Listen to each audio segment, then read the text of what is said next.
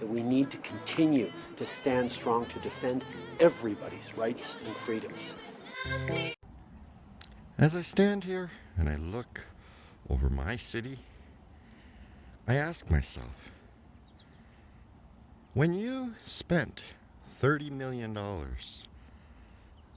policing peaceful protesters in Ottawa during the convoy, and then you spent another $5 million policing Rolling Thunder, and then once again you spent another $3 million policing Canada Day.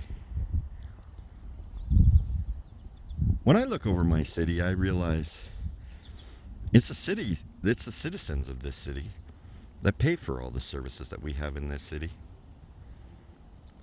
Have you informed your citizens that this continuation of divisive measures, instead of creating dialogue, is costing them $38 million to date? And that doesn't cover the ancillary costs that you don't talk about. I know if I was a citizen of your city, I'd say, hey, start opening a dialogue. Start making a difference. Start healing the wounds instead of reopening them every single time we try to have a dialogue with you.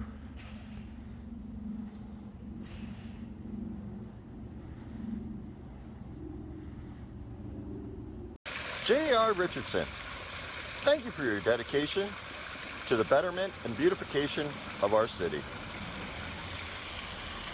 I think our current mayor could take some lessons from you. But built this beautiful little fountain right here. But it's not the fountain I'm actually wanting to talk to you about. You see, every little town we have, one of the first buildings that go up is the community church. Now, this is a Catholic church, but they come in all different denominations, and what was the point of building the church?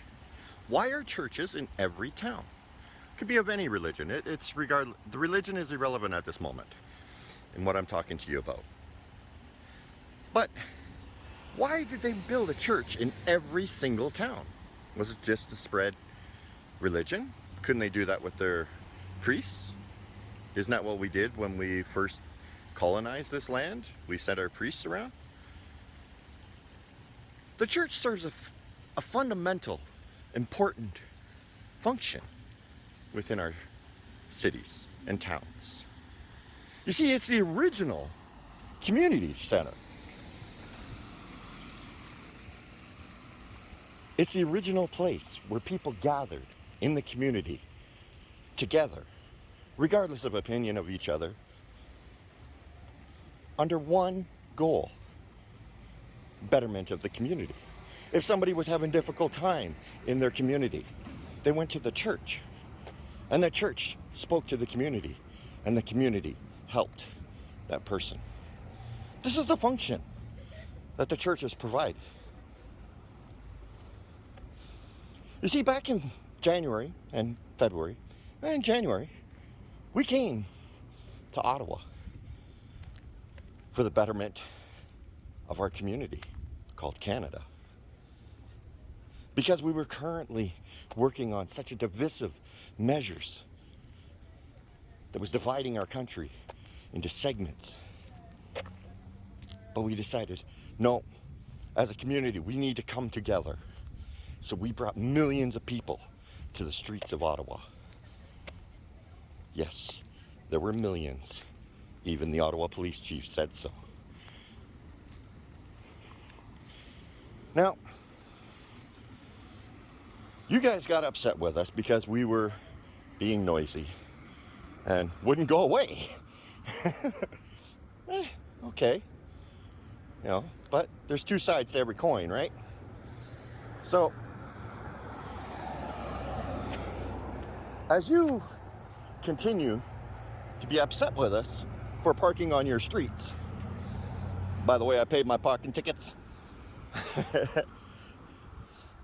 We decided to come back again after you desecrated our monument to our veterans by beating veterans on the street. Or sorry, on the cenotaph, not the street. So we came back again, asking for meetings, asking for communication, asking you to please, let's work out our differences. Let's stop the divide. Let's start working together. But that wasn't good enough. You still had this vendetta against us. It's been, what, 8 months now? 7 months. 7 months now. We've left.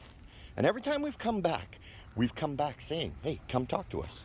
Even on this channel here, I'm constantly urging people to disagree with me. Okay? I make controversial videos against my audience's likes and such, just so that we can have a dialogue. I do this on purpose because I'm trying to create a community, just like the church. The current church of the world is the internet. So let's create that community. But we decided to try to do things a little differently this time. And a segment of the freedom movement decided they were going to set up an embassy. And they were going to encourage dialogue, invite people to become part of the community, invite the community to come out and be part of the dialogue. And Ottawa, you chose to continue the divide. What the heck is this? At critical tree, whatever that is. Whatever. I'm trying to avoid people. That's why I'm walking around in this gravel parking lot. Here, let's look at the church. That sounds like a better place. So look. But you continue to divide. And you continue to force people to abide by what you want instead of creating community.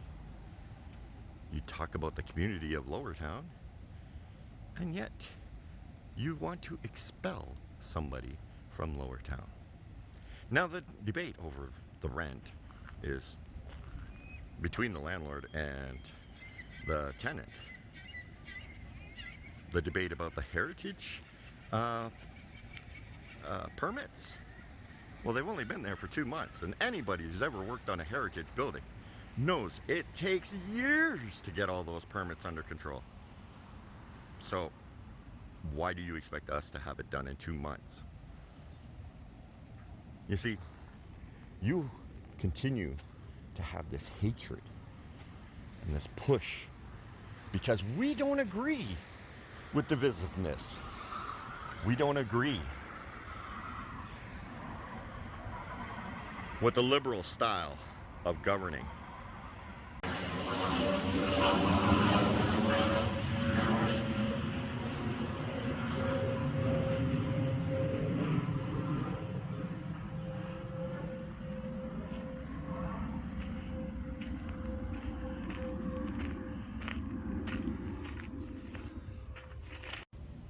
Squirrel! How you doing, little guy? Hey. Anyway. Whoops. Let's fix that. Hey, so my question is, if the United People of Canada have come to Ottawa to create an embassy, to create dialogue, to break down the divisiveness that has been created in Canada, what is your solution?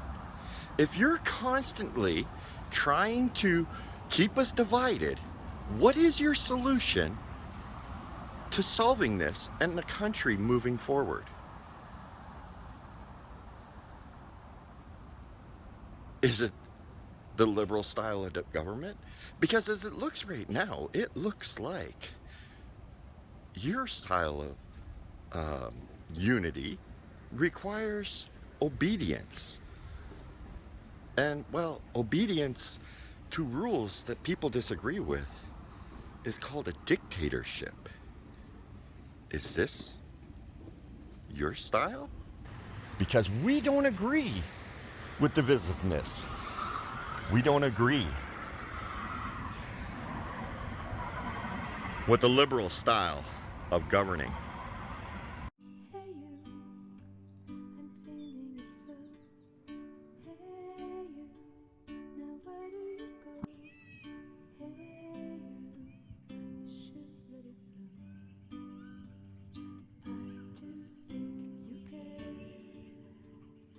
Do you really? Welcome to the Fringe.